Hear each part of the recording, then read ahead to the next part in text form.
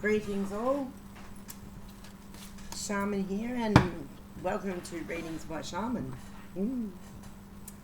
Okay, today we're doing Cancer for November. And look, before we get into it, I'd like to have a few words to say about this Mercury in retrograde.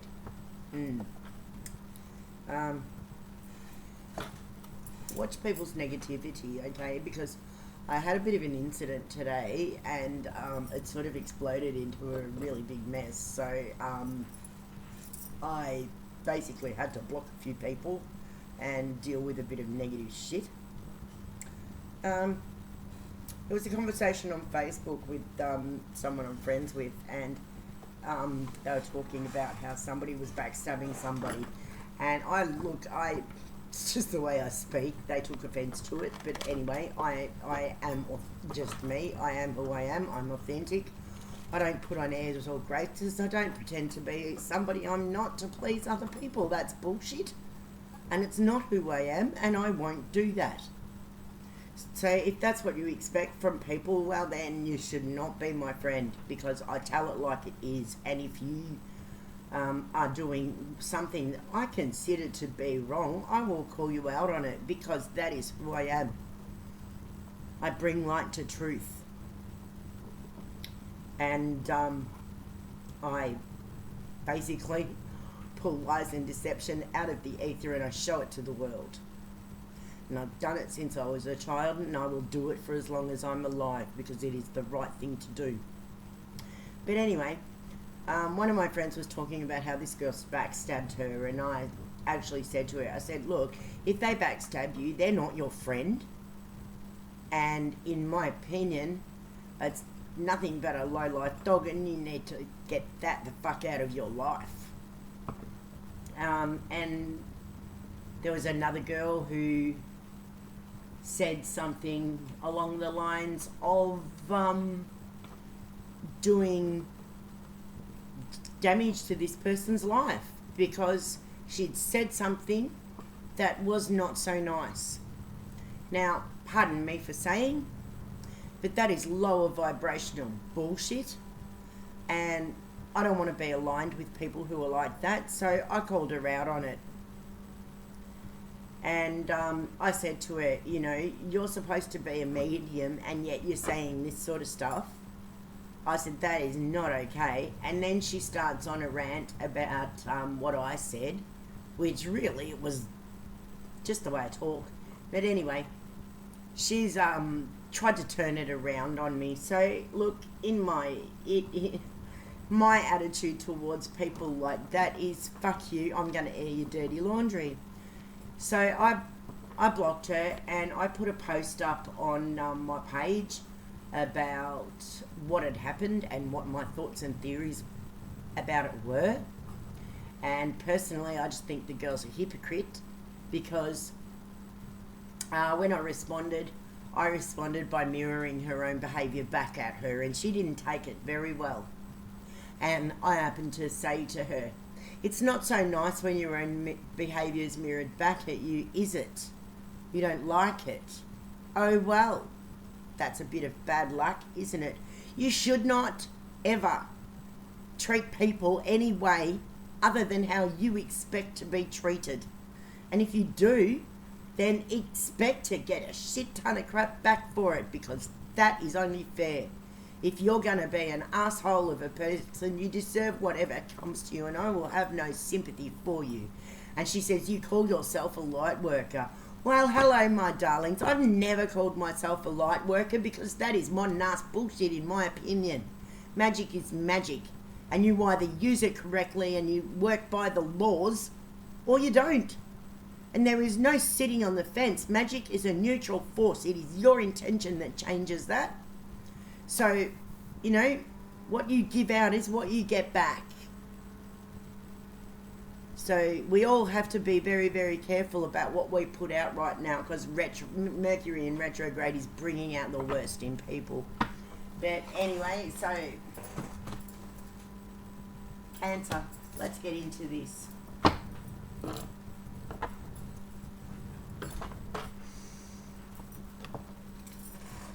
clear the energy.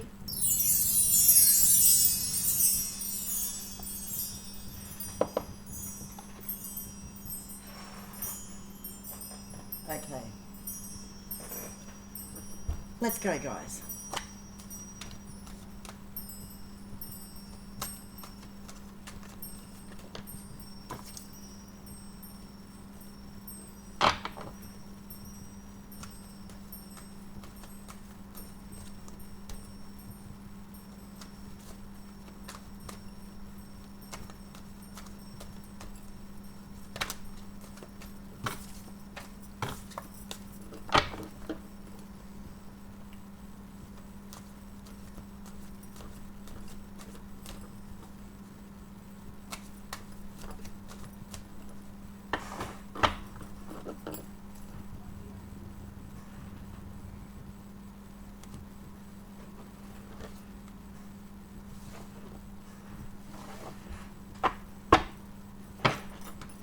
Okay.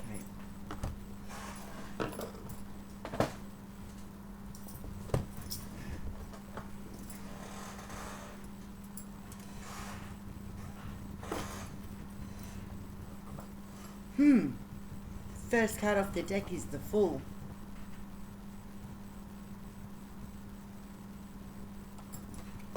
So we're thinking about taking a leap of faith. The Fool's an interesting card because it talks about you sort of got to trust your intuition when the Fool comes up, and it's like leaping off a cliff and knowing that there's going to be somebody there to catch you. You know what I mean? And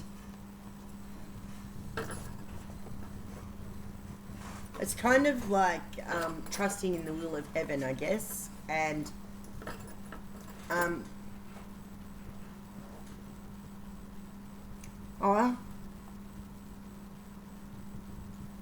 it's kind of like, okay, so you walk into, you decide you want to do something.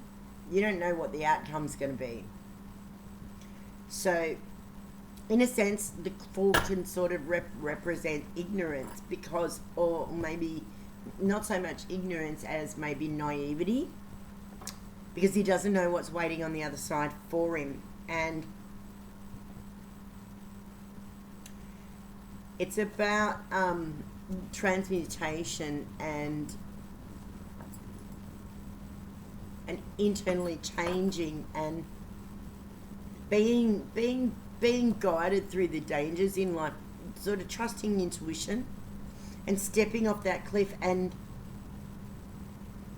being guided through the darkness, through the things in life that are sent to keep us bound, keep us tied, so that we don't move forward. But like, all we need to do is step into the light.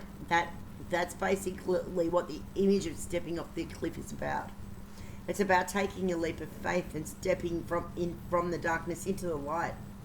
And we only need to open our eyes and look around to be able to see what the right direction to move is. But we're being asked to take a leap of faith and know that whatever is on the other side is going to be better than what we've left behind. And then we've got the Chariot. That's your second card. And the Chariot's about gaining control and direction in life.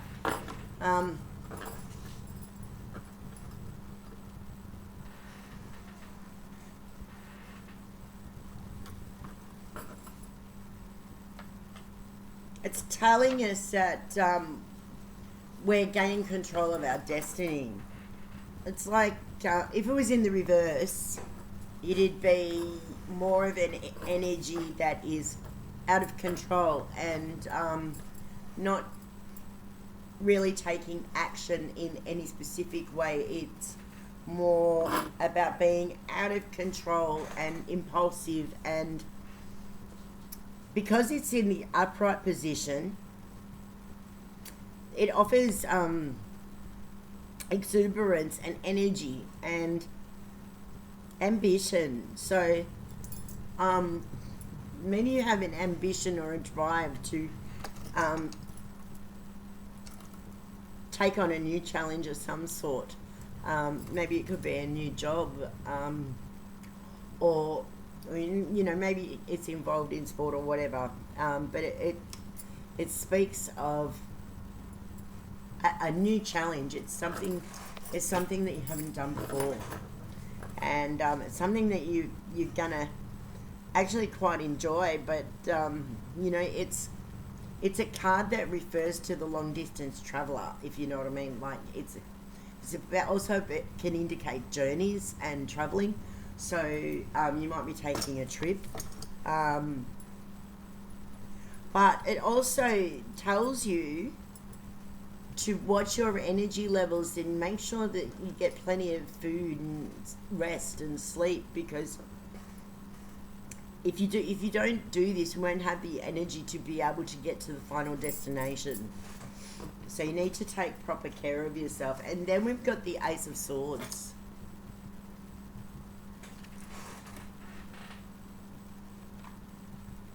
Aces are about new beginnings.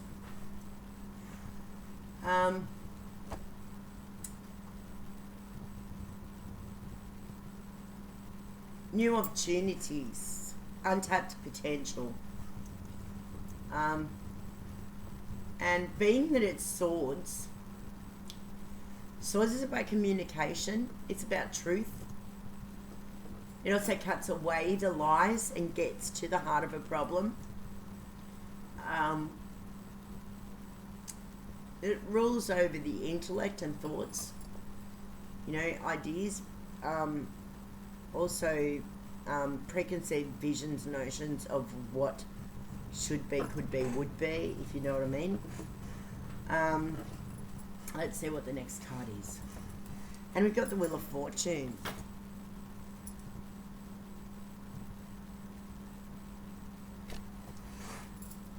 We've got quite a few major Arcana cards in there. And you've got the Fool, that's number 1. And then we've got the Chariot, that's number 7. And now we've got the Wheel of Fortune, that's number 10.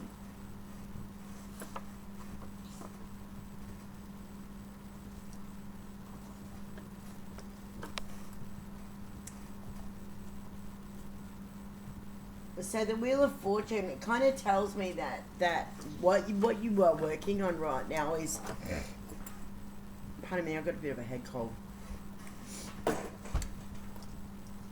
What goes up must come down, kind of thing, you know. So be careful of the energy that you put out, and know that if it's bad energy, it will come back to you, and if it's good energy, it will come back to you also. But if it's good energy that you're putting out into the universe, then you will only get good energy back. And it will come back to you threefold, and things will move along much quicker now.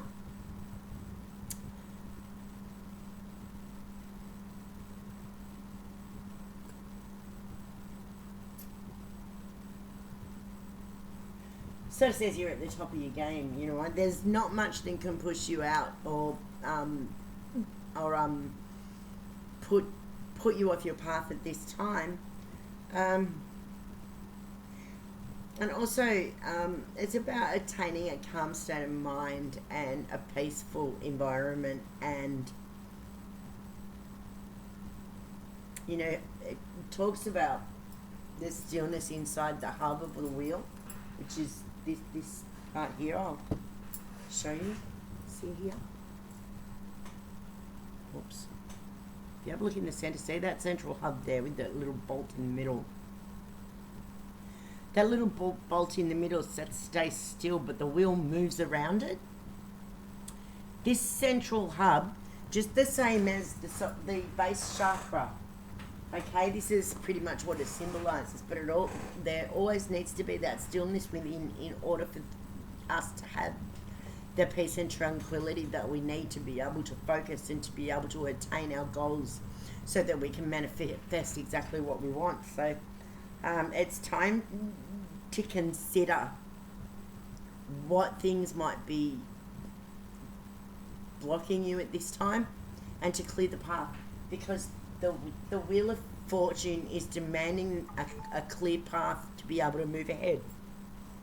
If we don't have that, then the wheel is going to turn back the other way, and we don't want that. We want it to keep going forward so that you can attain the goals that you wish, and to be able to keep moving forward in a positive manner, unencumbered by any negative energy that may be still residual from the past. And we can clear that by just changing the way that we think and being more positive and happier in our demeanour and in the general way that we deal with people and situations around us. So try and remember the central hub in the wheel always needs to remain still. And if we can maintain that stillness within us, then we should be able to handle anything and move forward with confidence and with grace. Everything changes. Nothing ever stays the same. In the Wheel of Fortune tells us that the wheel is always moving, it's never still. And it's also telling you that this is a high energy time for you as well. So, you know, you need to make sure that you are properly fueling your body and getting enough rest so that it doesn't have an adverse effect on your health, because this is going to take quite a bit of energy from you. There are a lot of major arcana cards in this, which means it's quite high energy, and there's been a lot of effort put forth into this situation or project. And the next one we've got is the Lady of Staves. The Lady of Staves in the traditional tarot deck would be wands, and wands are fire, and wands are about inspiration and enthusiasm, energy, and there we go with the energy again. And it's ruled by Aries, Sagittarius, or Leo, which are all fire signs, and they're all fairly high energy signs as well. So, you know, we need to be mindful that we don't allow this passionate energy to overcome us and take control of us. We need to maintain control of that before it starts controlling us, because if we don't, what will happen to this chariot is it will turn the other way like so, and so will the wheel, you see, and thereby having that will change the energy of the outcome. So we need to make sure that we keep a positive outlook and work on ourselves as well to make sure that we keep our mind in a positive light, because it's very, very important. We don't want that all turning around and turning into a more negative situation than it needs to be. So be very, very mindful of that. But the next card that we've got is the Sun.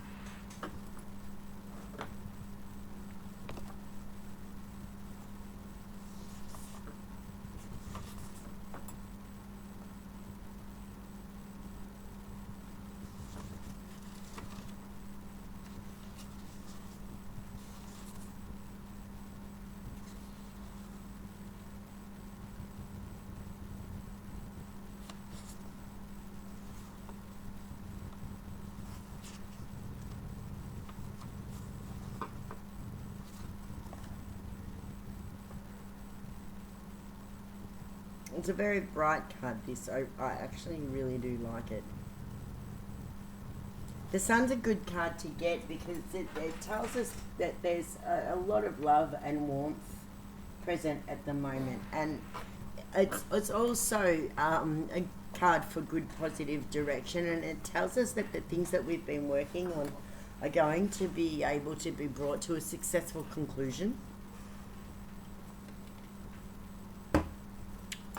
And that we have the balance required to be able to keep gaining momentum and to become stronger and stronger and stronger. And with the Sun, the Chariot, and the Wheel of Fortune, and the Lady of Staves as well, it's telling me that nothing's going to get in your way at this point.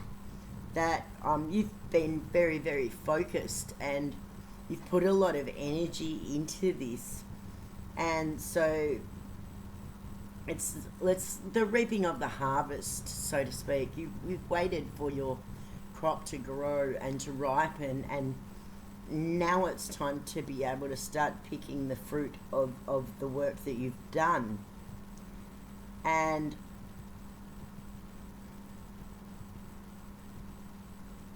it also it's about a state of well-being and good health and happiness, high energy, um,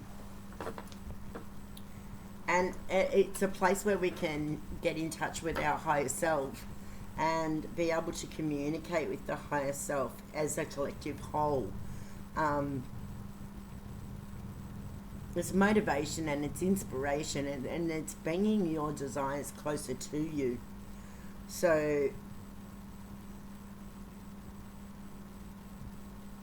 we've gained an element of patience through the things that have presented themselves in the previous and the lead up to this. And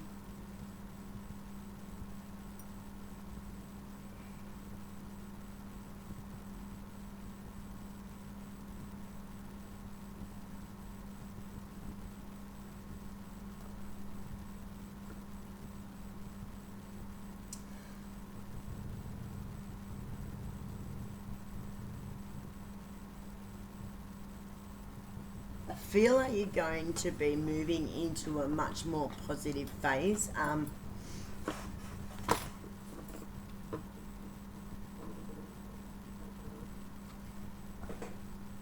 now we've got the Four of Swords. That's not so great.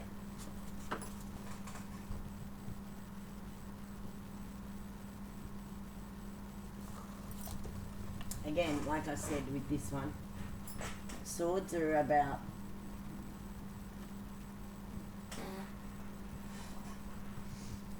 the communication, truth, intellect.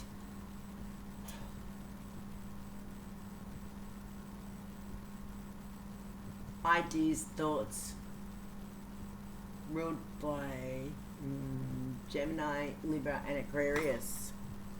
So, fours are it talks about structure and stability, and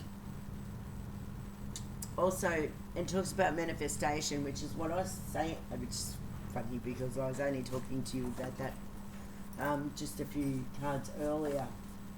That there's been quite a turnaround for you recently, and things are moving along quite quickly now in comparison to how they have in the past. And this is the manifestation of the things that you've been thinking about, the things that you've been putting into action, actually being brought forth into the concrete reality for you. So you really need, just be mindful of the energies around you, and be very clear on your decisions from this point on, because should you make one wrong step, it could be disastrous. So just be very mindful that everything that you do right now at this point is above board, and that it's done by the book. Okay. Then we got the Hermit, and the Hermit talks about self-reflection. It's about going within. Well, some people might class this as the dark night of the soul, because it's going internally within, and it's about